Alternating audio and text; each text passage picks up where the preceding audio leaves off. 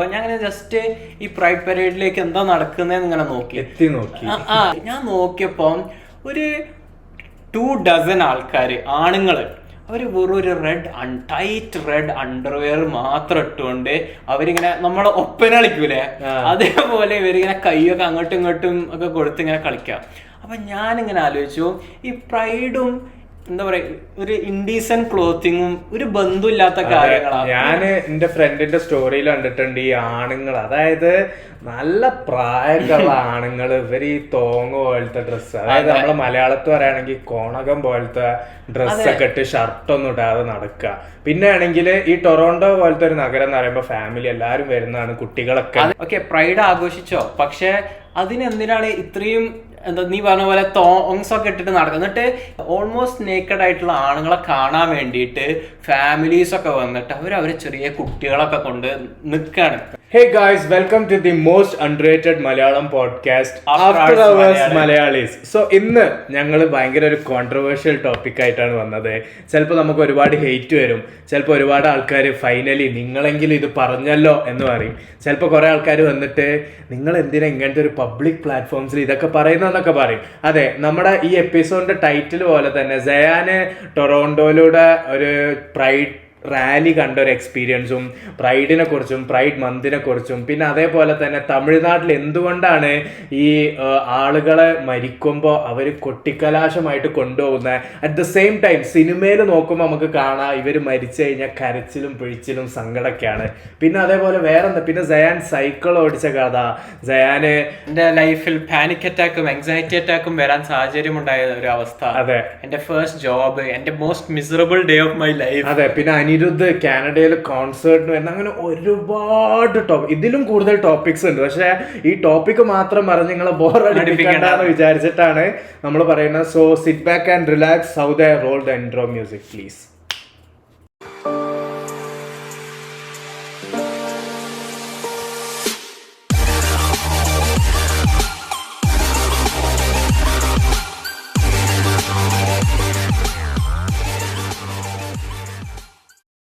സമീർ, നീ റെഡിയാണോ? ഞാൻ റെഡിയാണ്. ഈ എപ്പിസോഡിൽ നമുക്ക് ചിലപ്പോ കുറച്ച് ഹേറ്റും എന്നൊക്കെ കിട്ടും. അത് സാരമില്ല, നമ്മളെ സ്നേഹിക്കാനുള്ള ഫാൻസും അഡ്മയറേഴ്സും ലിസണേഴ്സും നമുക്കില്ലേ. അഡ്മയറേഴ്സും ഫാൻസും ഒന്നും പറയണ്ട, സപ്പോർട്ടേഴ്സ്, ലിസണേഴ്സ്, ഫാമോ ആർമി ഒന്നും നീ പറയല്ലേ. ആഫ്റ്റർ അവേഴ്സ് ആർമി ഞങ്ങളെ എച്ച് ആർമിയാടാ. Sir, I want to join army. ഏത് ആർമി? ഇപ്പൊ അടുത്ത് ഇവിടെ കാനഡയില് പ്രൈഡ് മന്ത് ഉണ്ടായിരുന്നു. Month of June. കാനഡയിൽ മാത്രല്ല, ലോകത്തെ എല്ലായിടത്തും ജൂൺ മാസമാണ് ഇവര് പ്രൈഡ് മന്ത്. കാനഡയിലും യുഎസിലൊക്കെയാണ് ഇത് മെയിൻ ആയിട്ട്. വെസ്റ്റേൺ കൺട്രീസില് ഭയങ്കര പോപ്പുലർ. കാനഡയിൽ എസ്പെഷ്യലി കാനഡയിലായിരിക്കും ചിലപ്പോ ഏറ്റവും കൂടുതൽ ആഘോഷിക്കപ്പെടുന്നത്. അറിയില്ല. അതായത് ഈ പ്രൈഡ് മന്ത് അങ്ങ് ആകുമ്പോഴേക്ക് ഉള്ള കാറുമലും ആംബുലൻസുമലും ബസ്സുമലും പിന്നെ ബാങ്ക്സിലും എല്ലാ സ്ഥലത്തും റെയിൻബോ വെച്ചിട്ട് സീബ്ര ക്രോസിംഗ് റെയിൻബോ കളേഴ്സ് ആക്കുക. ഈ ഡ്രസ്സിന്റെ ഷോപ്പ് ഉണ്ടാവില്ല, ഡ്രസ്സിന്റെ ഷോപ്പിലൊക്കെ പുറത്തു വെച്ച എന്താ അതിന് പറയാ, എന്ത് കോണ ഡിസ്പ്ലേക്ക് ഒരു ടേം ഉണ്ട്, കിട്ടുന്നില്ല, മാനിക്കിൻ. ഡിസ്പ്ലേക്ക് വെക്കുന്ന ഈ മാനിക്കിന്റെ ഒക്കെ ഡ്രസ്സസ് ഔട്ട്ഫിറ്റ്സ് ഒക്കെ നോക്കുകയാണെങ്കിൽ അതിൽ ഒരു ഔട്ട്ഫിറ്റ് എങ്കിലും ഒരു പ്രൈഡ് റിലേറ്റഡ് ഉണ്ടാവും. ഓൾമോസ്റ്റ് എല്ലാ റെയിൻബോ കളർ ഇതൊക്കെ ആക്കിയിട്ടാണ്. പിന്നെ ഞാൻ നോട്ടീസ് ചെയ്ത് എന്താന്ന് വെച്ചാല്, ഞാൻ വാൾമാർട്ടിലാണല്ലോ വർക്ക് ചെയ്യുന്നത്. വാൾമാർട്ടിൽ പ്രൈഡ് മന്ത് ആയപ്പോത്തിനുണ്ട് ഈ കുട്ടികളെ സെക്ഷന്, ഡ്രസ്സിന്റെ സെക്ഷനിൽ പിള്ളേരെ കുറെ മെർച്ചുകൾ ഈ പ്രൈഡ് സപ്പോർട്ട് ചെയ്താണ്ട്, ലവ് ഈസ് ലവ്, അത് ഇതെന്നൊക്കെ പറഞ്ഞു. അപ്പൊ എനിക്ക് ഭയങ്കര സങ്കടം തോന്നി.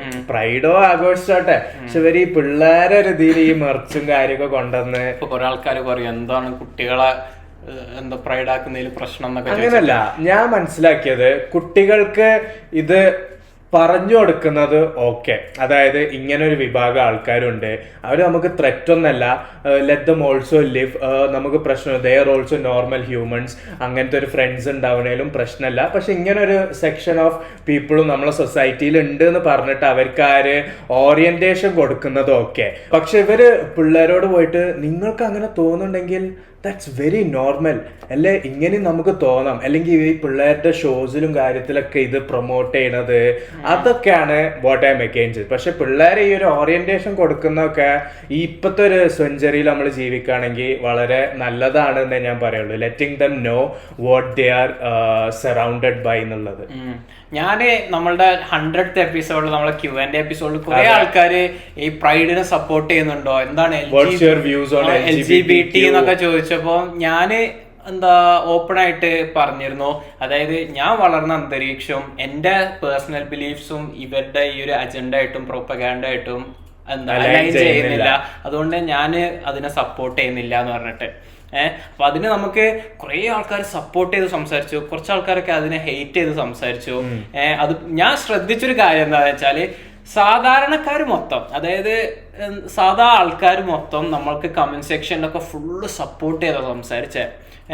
പക്ഷെ ഈ ഇൻഫ്ലുവൻസേഴ്സ് ഒക്കെ ആയിട്ടുള്ള ആൾക്കാരാണ് ഇതിനെ അനുകൂലിച്ചിട്ട് നമ്മള് തെറ്റാണ് പറയുന്നതെന്നൊക്കെ പറഞ്ഞിട്ട് സംസാരിച്ച ആൾക്കാരൊക്കെ ഇൻഫ്ലുവൻസ് ഉള്ള ആൾക്കാരെ സംസാരിച്ചേ. അപ്പൊ ഞാൻ മനസ്സിലാക്കിയ എന്താ വെച്ചാ ഈ കമ്പനീസ്, കോർപ്പറേഷൻസ്, ഇൻഫ്ലുവൻസേഴ്സ്, സെലിബ്രിറ്റീസ് ഇവരൊക്കെ ആണ് ഈ അജണ്ട പുഷ് ചെയ്യുന്നത്. പക്ഷെ ഒരു കോമൺ പേഴ്സണ് ഇതിനോടൊന്നും എഗ്രി ചെയ്യുന്നില്ല അവരുടെ ഉള്ളില്. Most of the generally speaking most common ആൾക്കാർ ഇതിനായിട്ടൊന്നും എഗ്രി ചെയ്യുന്നില്ല. കാരണം നമ്മള് സൗദിയിലെ ജനിച്ചു വളർന്ന അവിടെ ഇത് എന്ന് പറഞ്ഞാൽ ഇങ്ങനെ നമ്മളെന്തെങ്കിലും അതിലൊക്കെ ആക്ട് ചെയ്താലോ എന്തെങ്കിലും പബ്ലിക് ഡിസ്പ്ലേ ഒക്കെ ഉണ്ടായാല് കഴിഞ്ഞ് അവരുടെ ലൈഫ്. നമ്മൾ ഇന്ത്യയിൽ ജീവിച്ചതാ. ഇന്ത്യയിലെ ആ ഒരു കോമൺ കൾച്ചറും കാര്യമൊക്കെ നമുക്കറിയാം. അവിടെ ഏകദേശം ഇതേപോലെ ഒരു 80-90%. പിന്നെ അതുപോലെ തന്നെ ഏതൊരു റിലീജിയൻ എടുത്താലും അതിലും ഈ കാര്യങ്ങളൊന്നും സപ്പോർട്ട് ചെയ്യുന്നില്ല. പിന്നെ അതുപോലെ തന്നെ വേറെ രാജ്യങ്ങളിലൊന്നും ഈ ഒരു കാര്യം സപ്പോർട്ട് ചെയ്യുന്നില്ല. അതായത് ഇപ്പൊ വെസ്റ്റേൺ കൺട്രീസ് കുറച്ചുണ്ട്, നമ്മൾ മിഡിൽ ഈസ്റ്റേൺ കൺട്രീസ് എടുത്താൽ ഉണ്ടാകില്ല, സൗത്ത് ഏഷ്യൻ കൺട്രീസ് എടുത്താൽ ഇല്ല, സൗത്ത് ഏഷ്യൻ എന്ന് പറഞ്ഞാൽ നമ്മളാണ്. പിന്നെ ചൈന അങ്ങനത്തെ കൺട്രീസിലൊന്നും ഇതിനെ സപ്പോർട്ട് ചെയ്യുന്നില്ല. റഷ്യ അങ്ങനത്തെ കൺട്രീസ്, അപ്പൊ മെജോറിറ്റി ആഫ്രിക്കൻ കൺട്രീസിൽ സപ്പോർട്ട് ചെയ്യുന്നില്ല. മെജോറിറ്റി ഓഫ് ദ വേൾഡ് ഇതിനെ സപ്പോർട്ട് ചെയ്യുന്നില്ല. ഇതിനെ പല രീതിയിലാണ് കാണുന്നത്. അപ്പൊ ഞാൻ ഏതാട്ടെ ഇതിപ്പം പ്രൈഡ് മന്ത് ആണ്, ഞാനാണ് കാനഡയ്ക്ക് വന്നത്. കാനഡ എന്റെ അടുത്തേക്ക് വന്നതല്ല. നമ്മൾ ഇവിടെ വന്നിട്ട് ഇവിടെ ഇങ്ങനെ പറ്റൂല അങ്ങനെ നമുക്ക് പറയാൻ പറ്റില്ല. കാരണം നമ്മള് ഈ സ്റ്റഡി പെർമിറ്റും കാര്യമൊക്കെ ഒപ്പിച്ചാണ്ടാണ് ഈ വരുന്നത്. അപ്പൊ ഞാനിങ്ങനെ അവര് അവരുടെ രാജ്യത്തിൽ അവർ തോന്നിയ പോലെ ജീവിക്കും. അപ്പൊ ഞാൻ അവർക്ക് ഇഷ്ടമുള്ള രീതിയിൽ അവര് ജീവിക്കും. അതിനുള്ള സ്വാതന്ത്ര്യം ഉണ്ട്. എനിക്ക് എന്റെ വാല്യൂസ് ഉണ്ട്. അപ്പൊ അത് വെച്ച് ഞാനും ജീവിക്കാനുള്ള സ്വാതന്ത്ര്യം എനിക്ക് തന്നിട്ടുണ്ട്. ബട്ട് അപ്പൊ അങ്ങനെയാണ് പോകുന്നത്. അങ്ങനെ ഈ പ്രൈഡ് മന്തിന്റെ അവസാനത്തെ ദിവസം കൊട്ടിക്കലാശം പോലെ പ്രൈഡ് മാർച്ചും പ്രൈഡ് റാലിയും ഒക്കെ ഉണ്ടാവും. ഇത് കാണാനൊന്നും എനിക്ക് ഒരു രീതിയിലൊരു താല്പര്യമില്ല. പക്ഷെ എനിക്കിപ്പോ ടൊറോണ്ടോയില് ഷോപ്പ് ഉണ്ടല്ലോ, അതിന്റെ ഷോപ്പ് എന്ന് പറഞ്ഞാൽ ഡൗൺ ടൗൺ ടൊറോണ്ടോന്റെ മൂർത്താവിലാണ് എന്റെ ഈ ഷോപ്പ് ഉള്ളത്, ഏറ്റവും സെന്ററിലുള്ളത്. അപ്പൊ എന്റെ കടയുടെ മുന്നിൽ കൂടെയാണ് ഈ റാലി പോകുന്നത്. അതായത് എന്റെ മുറ്റത്താണ് ഈ റാലി നടക്കുന്നത്. അപ്പൊ നമ്മൾ എന്തായാലും അത് കാണും. അങ്ങനെ ഞങ്ങൾ ഇതിങ്ങനെ നടന്നപ്പോ അന്നത്തെ ദിവസം തന്നെ കുറെ ആൾക്കാരൊക്കെ ഫുള്ള് നമുക്ക് അതിന്റെ അതിനെ ചുറ്റിപ്പറ്റിയുള്ള ദിവസമൊക്കെ ആകുമ്പോ തന്നെ നമുക്ക് കുറെ ആൾക്കാരെ നമുക്ക് ഇങ്ങനെ കാണാം. ഈ കണ്ടാൽ തന്നെ നമുക്ക് മനസ്സിലാകും ഇവര് പ്രൈഡ് റാലി അതിനൊക്കെ വന്നതാണ്. ഫോർ എക്സാമ്പിൾ ആണുങ്ങൾ ഉണ്ടാകും വെറും ഒരു ബ്രാവും അണ്ടർവെയറും ഇട്ടിട്ട് ഫിഷ് നെറ്റിന്റെ ഡ്രസ്സൊക്കെ ഇട്ടിട്ട് വരുന്ന കുറെ ആൾക്കാരുണ്ടാകും. അല്ലെങ്കിൽ വിഗും ഫേസ് മേക്കപ്പും അങ്ങനെയൊക്കെ ഫുള്ളൊക്കെ ഇട്ടിട്ട്. പക്ഷെ അറ്റ് ദ സെയിം ടൈം ചില ആണുങ്ങളൊക്കെ ഞാൻ കാണലില്ല കേട്ടോ. ഇവര് ഗേ ആണ്, പക്ഷെ ഇവരെ മറ്റേ ഡ്രസ്സിങ്ങും ഔട്ട്ഫിറ്റ്സ് ഒക്കെ ശരിക്കും പറഞ്ഞാൽ വൻ എസ്തെറ്റിക്കലി ഫാഷനബിൾ ആയിട്ട് ഡ്രസ് ചെയ്ത് പോണവരൊക്കെ ഞാൻ കാണാറുണ്ട്. ഞാൻ വിചാരിക്കാറുണ്ട് കൊള്ളാം, നല്ല ഫാഷൻ സെൻസ്. അങ്ങനെ ഉള്ള ആൾക്കാരൊക്കെ നമ്മൾ കാണാറുണ്ട്.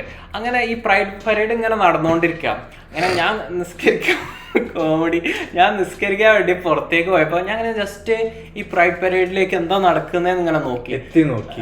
അത് ഫുള്ള് ആൾക്കാർ കൂടിയിരിക്കണം. ഭയങ്കര പരേഡ്. അതായത് ടൊറോണ്ടോയില് നമ്മൾ ക്രിസ്മസ് പരേഡ് കണ്ടില്ലേ, ആ ക്രിസ്മസ് പരേഡ് കഴിഞ്ഞാല് പിന്നെ ഇതാണ് ഏറ്റവും അടിപൊളിയായിട്ടുള്ള ഒരു പരേഡായിട്ടാണ് നടക്കുന്നത്.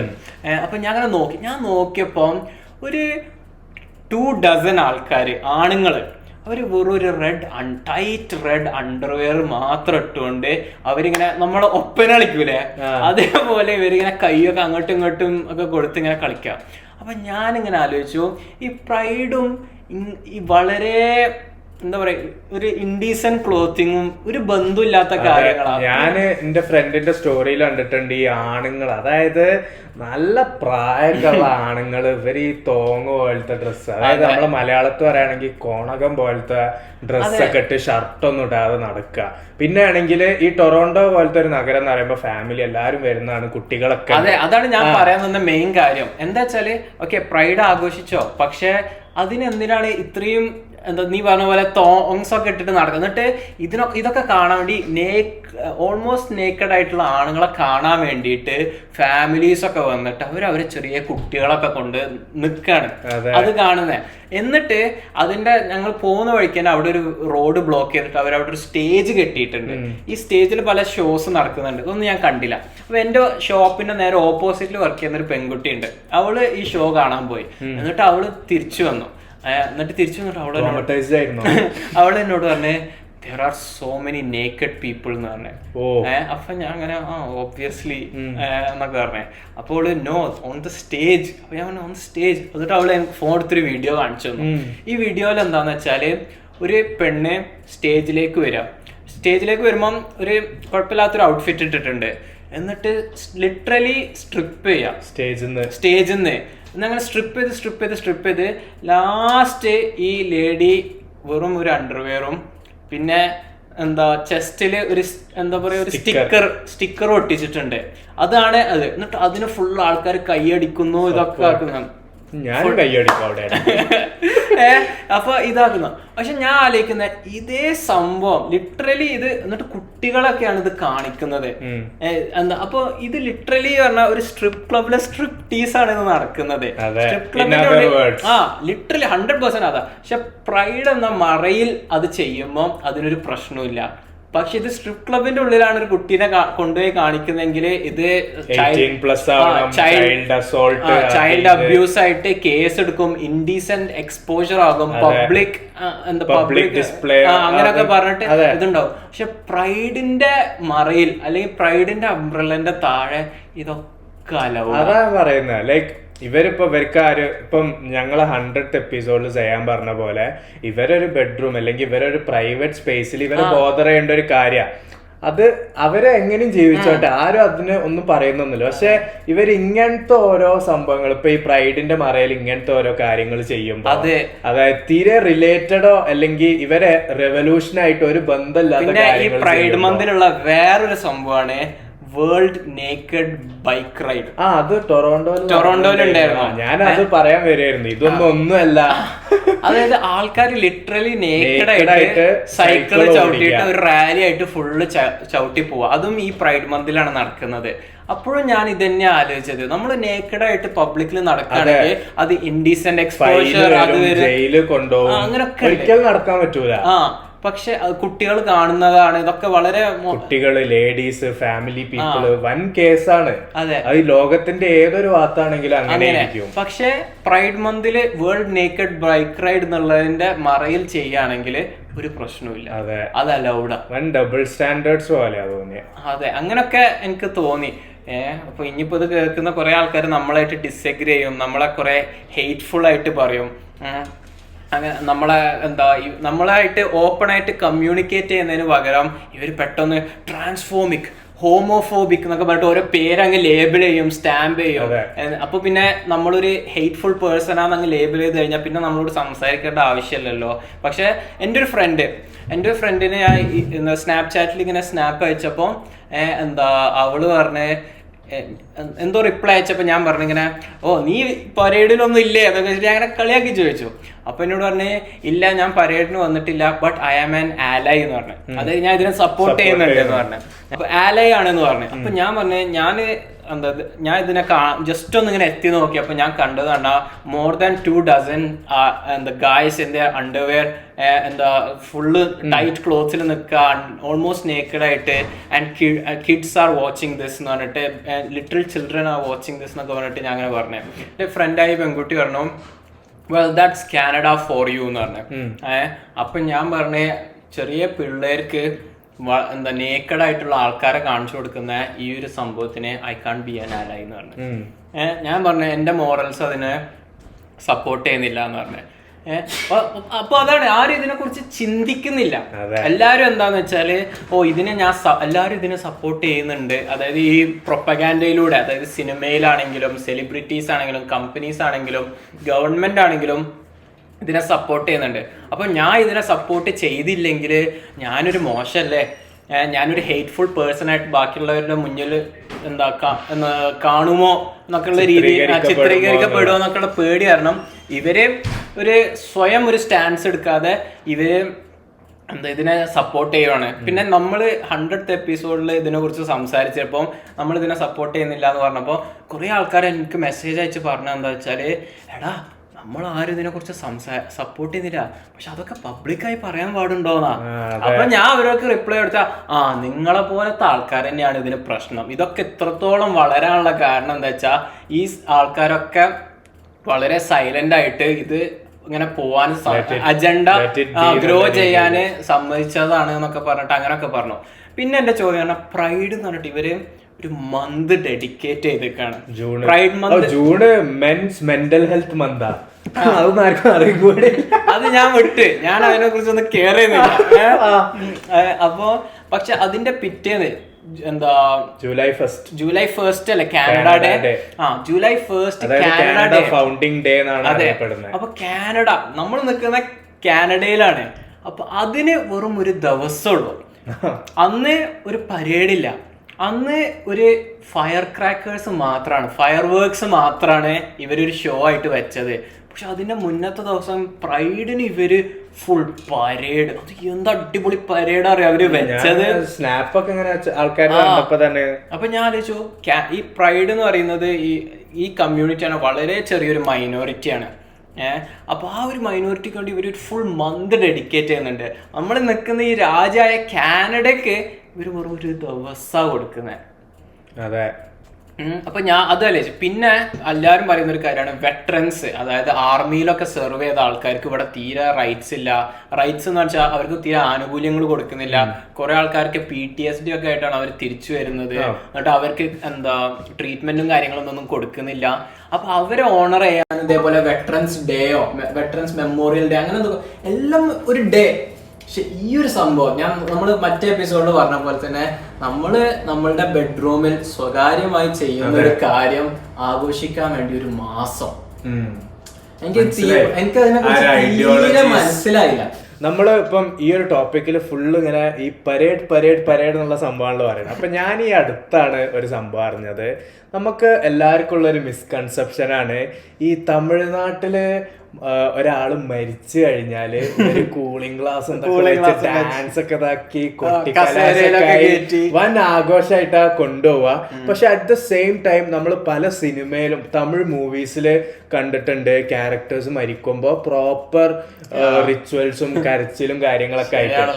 അപ്പൊ ഞാൻ ഭയങ്കര കൺഫ്യൂസ് ചെയ്യുന്നു. അപ്പൊ ഞാൻ വിചാരിച്ച ചിലപ്പം ചില റീജിയണിൽ ഇങ്ങനെ ആയിരിക്കും ആഘോഷിക്കണേ, ചില റീജിയണിൽ ഇങ്ങനെയാണെന്നൊക്കെ ആഘോഷിക്കണേ വിചാരിച്ചത്. പക്ഷെ ഞാൻ ഈ അടുത്താണിത് അൺലോക്ക് ചെയ്തത്, അതായത് ഡീകോഡ് ചെയ്തത്. സംഭവം എന്താന്ന് വെച്ചാല് മനസ്സിലാക്കിയത് സംഭവം എന്താന്ന് വെച്ചാല് വളരെ പ്രായമായിട്ട് ഇപ്പൊ ഒരു 80s 70s ഒക്കെ ആയി ഒരു നാച്ചുറൽ ഡെത്ത് അല്ലെങ്കിൽ വളരെ പ്രായമായി ബെഡ് റിഡൻ ആയി ഒക്കെ മരിക്കുമല്ലോ. അപ്പൊ അവരെന്ന് പറഞ്ഞാല് അവരുടെ life full start to end full ജീവിച്ചു തീർത്തു. അപ്പൊ ഇവര് സന്തോഷപൂർവ്വമാണ് ഇവര് പറഞ്ഞയക്കുക. കാരണം they have done everything they wanted. ഒരു ജീവിതകാലം ലൈഫ് സൈക്കിൾ കംപ്ലീറ്റ് ചെയ്ത്. പക്ഷെ ഈ യങ് ഏജ് അല്ലെങ്കിൽ ഇപ്പം പെട്ടെന്ന് ഒരു 40s ഒരു ഹാർട്ട് അറ്റാക്ക് ഒന്ന് മരിച്ചു, അല്ലെങ്കിൽ ഒരു 30s ആക്സിഡന്റ്, അല്ലെങ്കിൽ ഒരു അൺനാച്ചുറൽ ഡെത്ത് സിനാരിയോസിലാണ് ഇങ്ങനത്തെ ആഘോഷങ്ങളൊന്നും ഇല്ലാതെ ഒരു ഫുൾ മോർണിംഗും കരച്ചിലും കാര്യങ്ങളൊക്കെ ആയിട്ട് പോവുക. അപ്പൊ അത് ഇങ്ങനെ കേട്ടപ്പോ എനിക്കും തന്നെ കൺസെപ്റ്റ് കൊള്ളാം. അപ്പൊ അത് ഞാൻ പോഡ്കാസ്റ്റിൽ പറയണമെന്ന് വിചാരിച്ച് നോട്ടിലിട്ടതായിരുന്നു. തമിഴ്നാട്ടിന്റെ കാര്യം നീ പറഞ്ഞപ്പോ എനിക്ക് മനസ്സിൽ വന്നത് കാരണം അവിടെ അനിരുദ്ധ് പെർഫോം ചെയ്യാന് ഇവിടെ ടൊറന്റോയിലേക്ക് വരുന്നുണ്ട് August 25th. അപ്പൊ അപ്പൊ എനിക്കും സമീറിന് സഹീന് ഞങ്ങളെ എല്ലാ ഫ്രണ്ട്സിനും ഈ കോൺസേർട്ടിന് പോകണം എന്നുണ്ട്. പക്ഷെ എന്താന്ന് വെച്ചാൽ ടിക്കറ്റ്സിന് തീ വില. സ്റ്റാർട്ടിങ് 200-150 വരെ സ്റ്റാർട്ട്. അതെ, അപ്പോ ഇതിന് തീ വിലയാണെന്ന് മാത്രമല്ല, പ്രീസെയിലൊക്കെ ടിക്കറ്റ്സ് അപ്പോഴേ സോൾഡ് ഔട്ട് ഒക്കെ ആയി പോയി. എന്നിട്ട് ബ്ലാക്ക് മാർക്കറ്റിലൊക്കെയാണ് ഉള്ളത്. പിന്നെ ഈ ജസ്റ്റിൻ ടിംബർലേക്ക് പോലത്തെ ഹിപ്പ് ഹോപ്പ് സ്റ്റാർസ്, പിന്നെ ഇവൻ പോയ വൺ ഡയറക്ഷനില് ലൂയി കോൺസേർട്ട് ഒക്കെ $20, $60 ഇങ്ങനെയൊക്കെ സ്റ്റാർട്ടിങ് വരുന്നത്. അപ്പോൾ അനിരുദ്ധിന്റെ $150. അതാണ് നമ്മൾ DJ ശേഖറിനോടൊക്കെ പറഞ്ഞത്. അതായത് DJ ശേഖർ ഞങ്ങളോട് പറയുന്നു, ഇവിടെ കാനഡയിലെ മലയാളീസ് ഒക്കെ എന്തെങ്കിലുമൊക്കെ ഒന്ന് ഇവന്റ് വന്നിരുന്നെങ്കിൽ ആഗ്രഹിച്ചുകൊണ്ടിരിക്കുകയാണ്. അങ്ങനെയാണ് എനിക്ക് ഫീൽ ചെയ്തത്. അപ്പൊ നമ്മളിങ്ങനെ പറഞ്ഞു ടിക്കറ്റ്സിന്റെ കമ്പാരിസണും കാര്യങ്ങളൊക്കെ ഇങ്ങനെ പറഞ്ഞു. അപ്പൊ നമ്മളെ ഫ്രണ്ടായ ഏഞ്ചലിന് എങ്ങനെങ്കിലും അനിരുദ്ധിന്റെ കോൺസേർട്ടിന് പോകണം. അതെ, അതും ഈ സ്റ്റാർട്ടിങ് ടിക്കറ്റ് എന്നൊക്കെ പറഞ്ഞാൽ അനിരുദ്ധിന് ഒരു ഡോട്ടായിട്ട് കാണാൻ പറ്റുമെന്ന് വരെ സംശയം. സ്ക്രീനിലൊക്കെ ആയിരിക്കും നമ്മൾ സ്ക്രീനിലേ കാണുള്ളൂ. അതും ആ ടിക്കറ്റിന് എന്താ പറയാ, അങ്ങനത്തെ ടിക്കറ്റ്സിന് എന്താ പറയാ വെച്ചാൽ നോസ് ബ്ലീഡ്സ് എന്നാണ് ആ ഒരു ഏരിയക്ക്. Nose bleeds. അപ്പൊ അതെന്താന്ന് വെച്ചാല് നോസ് ബ്ലീഡ്സ് എന്ന് പേര് വരാൻ കാരണം എന്താ വെച്ചാല് ഈ ടിക്കറ്റ്സിൽ നമ്മൾ അത്രയും മുകളില് അത്രയും ദൂരെ ആയിരിക്കും. അപ്പൊ ചിലവർക്ക് ആ എലവേഷൻ കാരണം അവരുടെ മൂക്കിന്ന് ചോര വരും, ബ്ലീഡ്. അപ്പൊ അങ്ങനത്തെ ടിക്കറ്റിന് നോസ് ബ്ലീഡ്സ് എന്നാണ് പറയുന്നത്. അപ്പൊ അത് മറ്റേ former UFC middleweight champion ആയ ഇസ്രായേൽ അദസാനിയ എന്ന് പറഞ്ഞിട്ടൊരു ഫൈറ്റർ ഉണ്ട്. ആ ഫൈറ്ററിന്റെ ഒരു ഫൈറ്റ് ജയിച്ചിട്ട് മൈക്ക് കൊടുക്കുമ്പോൾ അവൻ പറയുന്നുണ്ട്, ഞാൻ നോസ് ബ്ലീഡ്സിൽ നിന്ന് ഫൈറ്റ് കണ്ടവനായിരുന്നു, ഇപ്പൊ ഞാൻ I made his nose bleed അങ്ങനെയൊക്കെ അറിയുന്നുണ്ട്. അപ്പൊ നോസ് ബ്ലീഡ്സ് എന്നാണ് ഇത് പറയാ. അപ്പൊ ഏഞ്ചലിന് എങ്ങനെങ്കിലൊക്കെ പോകണമെന്നുണ്ട്. DJ ശേഖറിന്റെ കൂടെയുള്ള ഇന്റർവ്യൂവിന് നമ്മൾ പൊക്കോണ്ടിരിക്കുമ്പോ ഏഞ്ചലിന്റെ മനസ്സിൽ അനിരുദ്ധിന്റെ ഈ ഓണത്തിന്റെ ഇടയ്ക്ക് പുട്ടുകച്ചവടം എന്ന് പറഞ്ഞ പോലെ ഏഞ്ചൽ എങ്ങനെയെങ്കിലും അനിരുദ്ധിന്റെ ടിക്കറ്റ് എടുക്കാൻ നോക്കുകയാണ്. അങ്ങനെ ഏഞ്ചലിന് ഒരു ഡീല് കിട്ടി.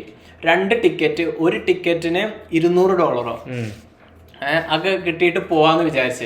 അങ്ങനെ ഏഞ്ചൽ $200 കൊടുത്തിട്ട് ഒരു ടിക്കറ്റ് മേടിച്ചു. ഏഞ്ചലിനുള്ള ടിക്കറ്റ്. അങ്ങനെ ഏഞ്ചലിന് ഒരു ടിക്കറ്റ് കൂടി അവൈലബിൾ ആണ്. അപ്പൊ ഏഞ്ചൽ ഞങ്ങളൊക്കെ ഇങ്ങനെ കൺവിൻസ് ചെയ്യാൻ നോക്കാം, $200 ഉള്ളൂ, എങ്ങനെ പിന്നെ അനിരുദ്ധിന്റെ ടിക്കറ്റ് ഒക്കെ പിന്നെ എങ്ങനെയാ കിട്ടുക എന്നൊക്കെ പറഞ്ഞിട്ട്. അതെ, കാരണം നമുക്ക് പോവാൻ ആരെങ്കിലും ഒക്കെ കൂടെ വേണം. അപ്പൊ ഞങ്ങൾ ഉണ്ടാ പോയി കഴിഞ്ഞാൽ $200 എന്താ പറയണേ, റെന്റ് തന്നെ അതിന്റെ അല്ല അതിന്റെ റെന്റ് അതിന്റെ ഡബിളോ. അതെ, റെന്റിന്റെ പകുതിയാണ് ഈ ടിക്കറ്റ്. അപ്പൊ ഏഞ്ചൽ അങ്ങനെ പറഞ്ഞു. അപ്പൊ നമ്മളാണ് പോയ ഏഞ്ചൽ എന്നൊക്കെ പറഞ്ഞു. അങ്ങനെ ഈ ടിക്കറ്റ് വിൽക്കുന്ന ആളെ ഏഞ്ചലിനെ വിളിച്ചു. ഞാൻ ഏഞ്ചൽ ഒരു മസാല ദോശ കഴിക്കുന്നു. അപ്പോഴാണ് ഈ കോള് വരുന്നത്. അങ്ങനെ ഇയാള് പറഞ്ഞു 180 ഞാൻ റെഡിയാണ് തരാറ്.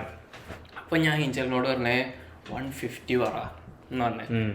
അപ്പൊ ഏഞ്ചല് പാവാണല്ലോ. ഏഞ്ചൽ ഇങ്ങനെ എന്താ പറയാ നെഗോഷിയേറ്റ് ചെയ്യുക, ബാർഗെയിൻ ചെയ്യുക ഒന്നും ചെയ്യില്ല.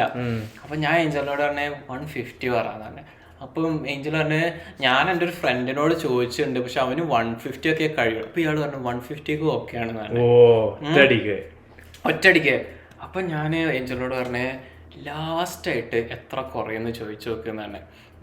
അങ്ങനെ ഏഞ്ചല് അപ്പോൾ ലാസ്റ്റായിട്ട് നിങ്ങൾക്ക് എത്ര കഴിയും എൻ്റെ ഈ ഫ്രണ്ട് എന്നൊക്കെ പറഞ്ഞാൽ അങ്ങനെയൊക്കെ പറഞ്ഞേ. അപ്പോൾ ഇയാൾ പറഞ്ഞേ ലാസ്റ്റ് ഒരു 125 എന്ന് പറഞ്ഞു. അപ്പൊ 200 ടിക്കറ്റ് 125 ആയി കുറഞ്ഞു. എന്നിട്ട് ഞാൻ പറഞ്ഞു ഏഞ്ചലിനോട് ഞാൻ ആലോചിച്ചിട്ട് പറയാന്ന് പറഞ്ഞിട്ട് കട്ട് ചെയ്യാൻ പറഞ്ഞു. അങ്ങനെ ഏഞ്ചൽ കട്ട് ചെയ്ത്. എന്നിട്ട് പിന്നെ ഏഞ്ചലിനോട് ഞാൻ പറഞ്ഞു ഇങ്ങനെ ഇയാളോട് ഇങ്ങനെ കളിപ്പിച്ച് നിന്നോന്നാണ്. അങ്ങനെ 200 ഉണ്ടായിരുന്ന ടിക്കറ്റ് ലാസ്റ്റ് എത്ര ആയത് $75 ആയിക്കോ. മൂപ്പർക്ക് എന്തോ ക്രെഡിറ്റ് പേ ചെയ്യണം. അപ്പൊ ഈ ഒരു ടൈമില് ടിക്കറ്റ് എനിക്ക് എടുത്തിട്ട് കാര്യമില്ല. അപ്പൊ മൂപ്പർക്ക് എങ്ങനെയെങ്കിലും അതൊന്ന് വിറ്റ് പോകണം.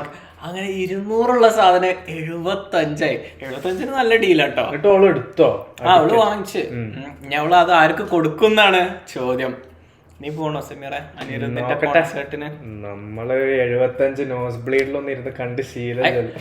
അകത്ത് കേറി കഴിഞ്ഞാ നമ്മളുടെ ഒരു സ്കിൽസ് വെച്ച് മുന്നിലെത്തുന്നു. നിനക്കും അറിയാം എനിക്കും അറിയാം. പക്ഷെ ഏഞ്ചല് കൂടെ ഉണ്ടാവുമ്പോ എനിക്ക് അറിയില്ല. ഏഞ്ചലിന് എന്താ പറയാ വളഞ്ഞ വഴിയൊന്നും അറിയാം. അതായത് അത്രക്കും ബ്ലെൻഡ് ആണ് രണ്ടാൾക്കാരെ. അപ്പൊ അങ്ങനെ അപ്പൊ നമ്മള് സ്ഥലത്ത് സ്റ്റക്ക് ആയാലും അവരുടെ മൈൻഡ് സത്യം, പാർട്ട്നേഴ്സ് ഇൻ ക്രൈം. അതെ. പിന്നെ നമ്മള് അത് കഴിഞ്ഞിട്ടാണ് DJ ശേഖറിന്റെ കൂടെ എപ്പിസോഡൊക്കെ റെക്കോർഡ് ചെയ്തത്. പിന്നെ അന്ന് തേഴ്സ്ഡേ ആണ്. അപ്പൊ തേഴ്സ്ഡേ സയാന്റെ ഷോപ്പിൽ ഭയങ്കര തിരക്കുള്ള ഒരു ടൈമാണ്. അപ്പൊ നമ്മൾ എന്ത് ചെയ്ത്, ആദ്യം സയാൻ പറഞ്ഞ് ഞാൻ ഇത് കഴിഞ്ഞാൽ ബിസിയാണ്, എനിക്ക് ഷോപ്പിൽ പോകണം എന്ന് പറഞ്ഞ്. അപ്പൊ ഏഞ്ചലിന്റെ വേറൊരു ഫ്രണ്ട് വന്നിട്ടുണ്ടായിരുന്നു, മറിയ എന്ന് പറഞ്ഞിട്ട്. അപ്പൊ പിന്നെ ഞാനും ഏഞ്ചലും മറിയ ഞങ്ങൾ ടൊറോണ്ടോ സെൻട്രൽ ഐലാൻഡ് പോവാ വിചാരിച്ച്. ഒരു ജസ്റ്റ് ഒരു എക്സ്പീരിയൻസ് ഉള്ള രീതിയിൽ, കാരണം ഞാൻ പോയിട്ടില്ല. പിന്നെ commonly visited place in Toronto ആണ്.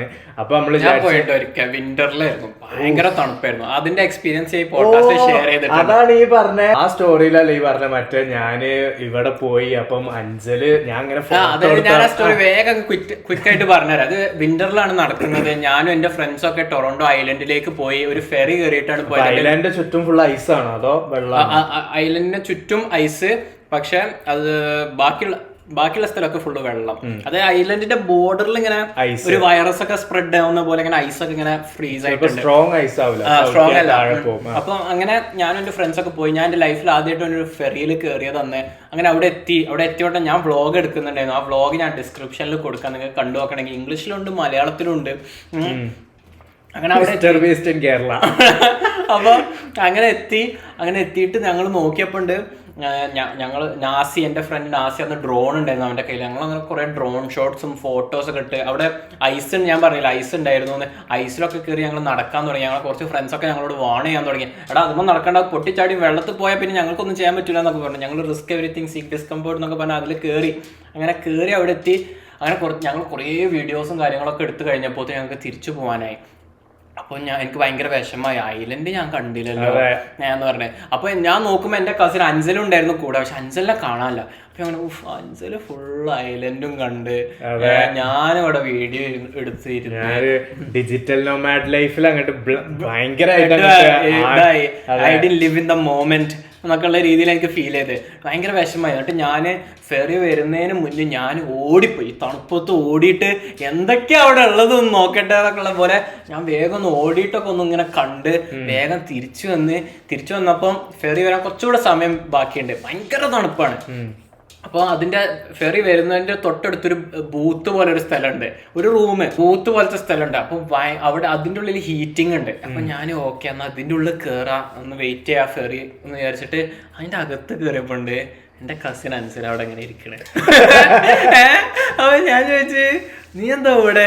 ഓ പറയാ ഞാൻ ഇവിടെ നിന്ന് ഇറങ്ങിയിട്ടില്ല, ചക്കര് പുറത്തേക്കേ ഇറങ്ങാതെ. ഞങ്ങള് പോയ ടൈം സെറ്റാണ്. ഞങ്ങള് കറക്റ്റ് പീക്ക് സമ്മറിലാണ് പോയത്. അപ്പം എല്ലാവരും ഫുള്ള് ഒരു ബീച്ച് ക്ലോത്ത്സ് അല്ലെങ്കിൽ സമ്മർ ക്ലോത്ത്സ് ഒക്കെ ഇട്ടിട്ട് ഞങ്ങൾ ഇതേപോലെ സൈക്കിൾ എടുത്തിട്ടാ പോയത്. അപ്പൊ ടൊറോണ്ടോ എപ്പോഴും പറയുന്ന കാര്യമാണ്, ടൊറോണ്ടോ എക്സ്പ്ലോർ ചെയ്യാനുള്ള ബെസ്റ്റ് വേ എന്ന് പറഞ്ഞാല് സൈക്കിളാണ്. കാരണം നടക്കുകയാണെങ്കിൽ നമ്മൾ സ്ലോ ആണ്, കാറാണെങ്കിൽ നമുക്ക് പാർക്ക് ചെയ്യാൻ പറ്റില്ല, ട്രാഫിക് ഭയങ്കര കൂടുതലാണ്. ഞങ്ങള് മൂന്നുപേരും സൈക്കിൾ എടുത്ത് അങ്ങനെ പോയി. അപ്പൊ ഏഞ്ചല് പറഞ്ഞു ഞാൻ കുറെ വർഷത്തിന് ശേഷം സൈക്കിൾ എടുക്കുന്ന പറഞ്ഞിട്ട് നമ്മൾ സൈക്കിൾ എടുത്ത് ആദ്യത്തെ ഒരു 10 minutes ഏഞ്ചൽ പ്രാക്ടീസ് ചെയ്യായിരുന്നു. പിന്നെ ഒന്ന് സെറ്റായി എന്ന് പറഞ്ഞപ്പോ നമ്മള് പോയി. പിന്നെ ഇവിടെ സൈക്കിളുകാർക്ക് പറഞ്ഞാൽ അത്രക്കും പ്രിഫറൻസാ.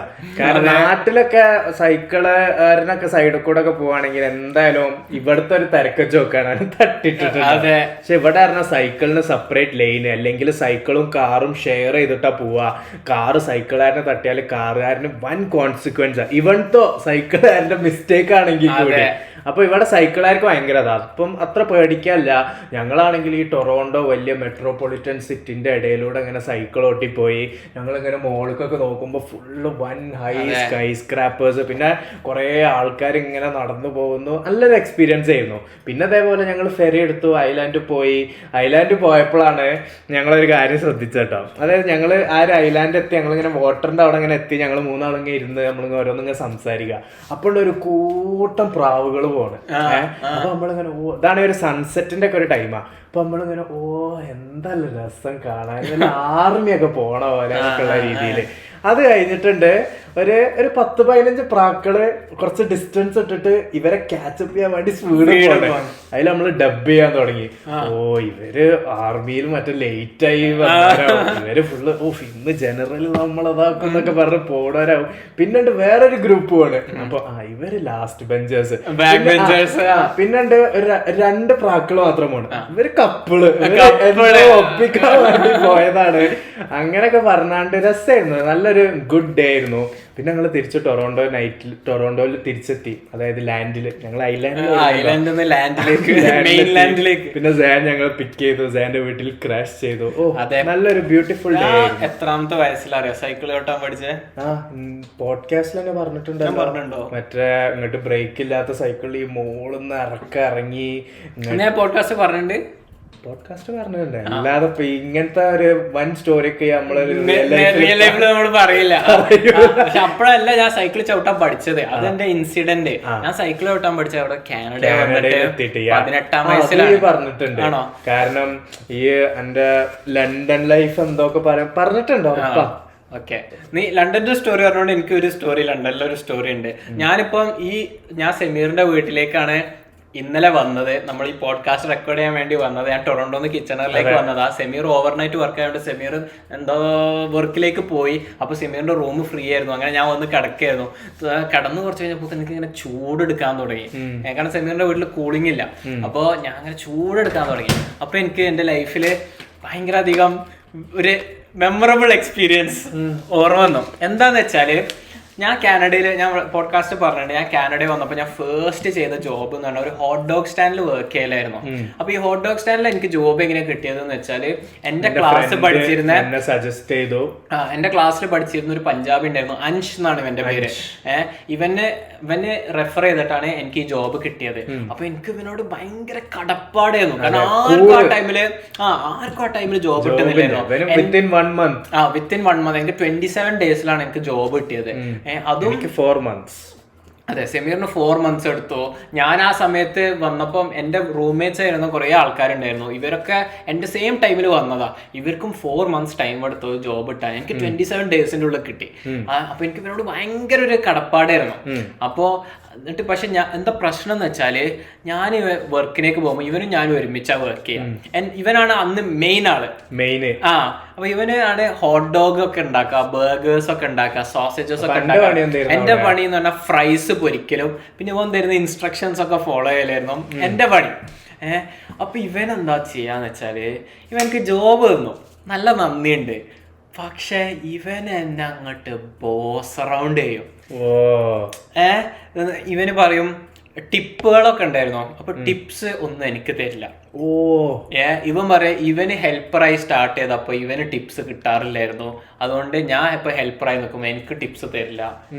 അന്ന് എന്നോടും അങ്ങനെയായിരുന്നു എന്റെ മറ്റേ മെയിൻ ആയിട്ടിരുന്ന ആള് പറഞ്ഞിരുന്നൊക്കെ പറയും.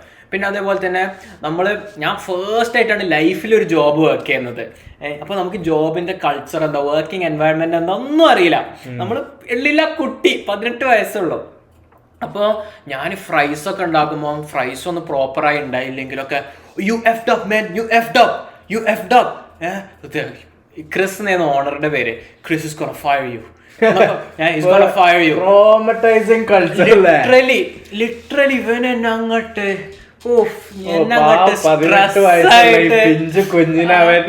ഇവനും ആ ഒരു പ്രായം തന്നെ. ഇവനും ഞാൻ ഒരേ വയസ്സാ.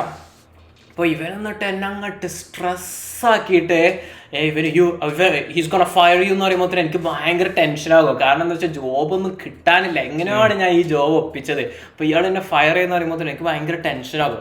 എന്നിട്ട് എനിക്കിപ്പോഴും ഓർമ്മയുണ്ട്, ഞാൻ വർക്കിലേക്ക് പോകാറ് എങ്ങനെയാന്ന് വെച്ചാൽ ഇവന്റെ വീട്ടിലേക്ക് ഞാൻ ബസ് പിടിച്ച് പോകും. കാരണം ഇവൻ എന്നോട് പറഞ്ഞിരുന്നു, ഈ ഹോട്ട് ഡോഗ് സ്റ്റാൻഡ് ഓണറിനോട് നമ്മൾ 2 സ്ഥലത്താണ് നിൽക്കുന്നതെന്ന് പറയരുത്. കാരണം എന്താണെന്ന് വെച്ചാൽ ഞങ്ങളുടെ വർക്ക് എൻഡ് ചെയ്യുക പുലർച്ചെ 3 മണിയോ 4 മണിയൊക്കെ ആകും. അപ്പോൾ ഇയാളാണ് ആ സമയത്ത് ബസ്സൊന്നും ഇല്ല, അതുകൊണ്ട് ഈ ഓണറാണ് ഞങ്ങളെ ഡ്രോപ്പ് ചെയ്യുക. രണ്ട് സ്ഥലം എന്ന് പറയുമ്പോൾ അയാൾക്ക് ഇൻകൺവീനിയൻസ് ആയതുകൊണ്ട് ഇയാൾ നിന്നെ ഹയർ ചെയ്യില്ല എന്നൊക്കെ പറഞ്ഞിരുന്നു. അപ്പൊ ഞാൻ എന്താ ചെയ്യാന്ന് വെച്ചാൽ ഓണറിനോട് ഞാനും ഇവനും ഒരേ സ്ഥലത്താണ് താമസം എന്നാ പറഞ്ഞിരുന്നത്. എന്നിട്ട് ഞാൻ വർക്കിന്റെ ടൈമിന് കുറച്ച് മുന്നേ ഞാൻ ഇവന്റെ വീട്ടിലേക്ക് ബസ്സിന് പോയി നിർത്തും. എന്നിട്ട് അവന്റെ വീടിന്റെ അവിടെ നിൽക്കും. എന്നിട്ട് ഈ ഓണർ വന്നിട്ട് എന്നും ഇവനും പിക്ക് ചെയ്യാറൊക്കെ ആയിരുന്നു. അപ്പോൾ ഇവൻ എന്നിട്ട് എന്നെ അങ്ങനെ പറഞ്ഞ് സ്ട്രെസ്സാക്കും. എന്നിട്ട് ഞാൻ എന്താ ചെയ്തിരുന്നെന്ന് വെച്ചാൽ, എന്നിട്ട് ലാസ്റ്റ് വർക്ക് കഴിഞ്ഞിട്ട് ഇയാൾ കൊണ്ടുപോയിട്ട് അനീഷിന്റെ വീട്ടിൽ ഞങ്ങൾ ഡ്രോപ്പ് ചെയ്യും. വർക്ക് കഴിഞ്ഞാലും എങ്ങനെയാണോട്? വർക്ക് കഴിഞ്ഞാൽ പ്രശ്നമൊന്നുമില്ല, സെറ്റാണ്.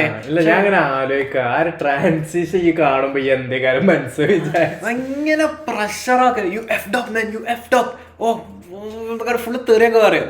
പക്ഷെ നമുക്ക് നിവൃത്തികളോട് നമ്മളിങ്ങനെ നിൽക്കുകയാണ്. അപ്പൊ എനിക്ക് ഇവനോട് കടപ്പാടുണ്ട്, ദേഷ്യമുണ്ട്, രണ്ട് മിക്സ്ഡ് ഇമോഷൻസ് ഇങ്ങനെ എൻ്റെ ഉള്ളിൽ ഫൈറ്റ് ചെയ്തോണ്ടിരിക്കുക.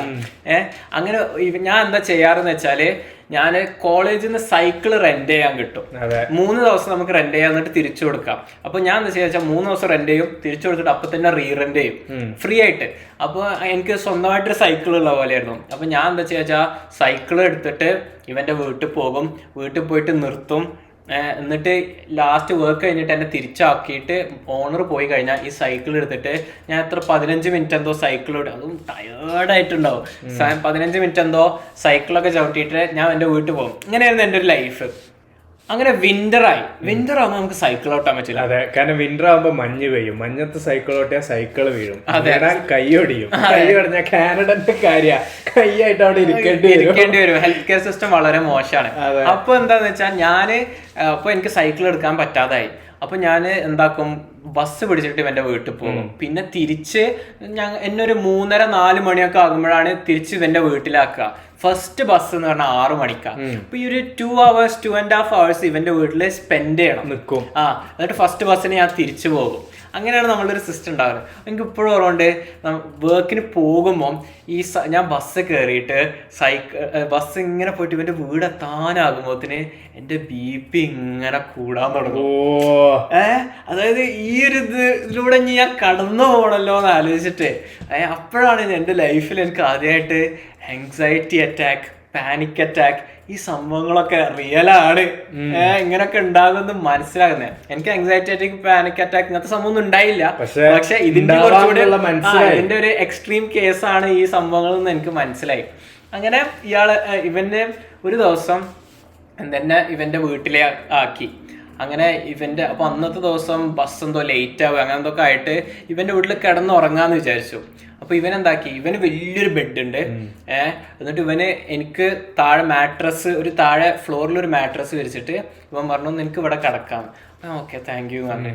അങ്ങനെ ഇവന് ബേസ്മെന്റിലാണുള്ളത്. അങ്ങനെ ഞാൻ അവിടെ കിടന്നപ്പോ കുറച്ച് കഴിഞ്ഞപ്പോ എനിക്ക് തണുക്കാൻ തുടങ്ങി. ഇവനാണെങ്കിൽ നല്ല ഉറക്കും. ഇവൻ അത്രയും വർക്ക് ചെയ്തിട്ടാ വരുന്നത്. ഇവൻ എനിക്ക് പുതപ്പ് തന്നില്ല, പുതപ്പ് തന്നില്ല. എനിക്കവിടെ തണുക്കാൻ തുടങ്ങി. ഇത് കാനഡയിൽ അന്ന് -20, -21 ഒക്കെയാണ് പുറത്ത്. എനിക്ക് ബേസ്മെന്റ് ആകുമ്പോൾ ഭയങ്കര തണുപ്പാണ്. അപ്പൊ എനിക്കൊന്ന് തണുക്കാൻ തുടങ്ങി. എന്നിട്ട് ഞാൻ എന്താക്കി, എണീറ്റ് റൂമിന്റെ പുറത്ത് പോയിട്ട് എന്റെ വിന്റർ ജാക്കറ്റ് എടുത്ത് കൊണ്ടുവന്ന് ഇട്ട്, എന്നിട്ട് ഞാൻ കിടന്ന്, എന്നിട്ടും തണുക്കുക. അങ്ങനെ തണുത്തിട്ട് ഞാൻ എന്താക്കി, ഇവന്റെ താഴത്തെ ഫ്ലോറ് ഇതായിരുന്നു, കാർപ്പറ്റ് ആയിരുന്നു. ഞാൻ എന്നിട്ട് ആ മാട്രസ് എടുത്തിട്ട് ഞാൻ ഫ്ലോറ് കിടന്നിട്ട് മാട്രസ്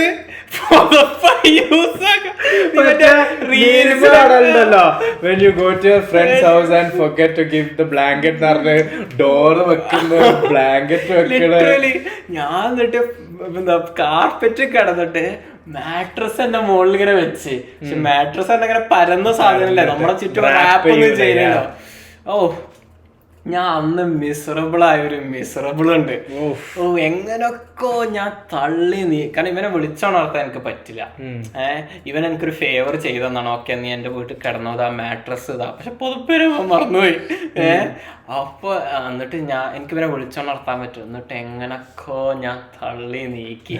അപ്പൊ ഇന്നലെ സമീറിന്റെ റൂമില് എനിക്ക് ചൂടെടുത്തപ്പോ എനിക്ക് ആ ദിവസം അങ്ങനെ ഓർമ്മ, അന്ന് തണുത്ത ദിവസം ലൈഫിൽ ഞാൻ മറക്കില്ല. അതാണ് എന്റെ സ്റ്റോറി. പിന്നെ അന്നാണ് ജയം ഭയങ്കര മെലിഞ്ഞിട്ട. ഈ മെലിഞ്ഞ ആൾക്കാരുടെ പ്രശ്നം എന്താ വെച്ചാല് തണുപ്പ് വൻസി, അവർക്ക് നേരെ ബോഡിയിൽ ഫ്ലഷ് ഇല്ലാത്തോണ്ട് നേരെ എല്ലുമലായി തണുപ്പ് കയറാം. വൻ ഹോറിബിൾ ഫീലിംഗ് ആവും. എനിക്ക് ഇമാജിൻ ചെയ്താ നമുക്ക് പറയാം. പണ്ട് മെലിഞ്ഞിട്ട് അല്ലായിരുന്നു, അതുകൊണ്ട് എനിക്കറിയില്ല. പക്ഷെ ആവും. അത്യാവശ്യം ഒരു ബോഡി ഫ്ലഷും ബോഡി മാസൊക്കെ ഉണ്ടായിരുന്നു. അതെ അതെ. ഇത്രയും പറഞ്ഞുകൊണ്ട് നമ്മൾ ഈ എപ്പിസോഡ് എൻഡ് ചെയ്യാണ്. എത്ര സമീർ സമയം ഇവിടെ ഇപ്പോൾ നമുക്ക് 6:45 വീട് പോയി നോക്കണം കേട്ടോ. ഇപ്പൊ ഇവിടെ കാനഡയിൽ സമയം 18:20, അതായത് 6:20 PM. ടെമ്പറേച്ചർ ഒരു 25 ഒക്കെ ആയിണ്ടാവും. വൈകുന്നേരം. ഓക്കെ, അത്രയും പറഞ്ഞുകൊണ്ട് നമ്മുടെ എപ്പിസോഡ് എൻഡ് ചെയ്യാണ്. This has been your favourite host Sayan Zakir and Sameer Roshan. Peace out.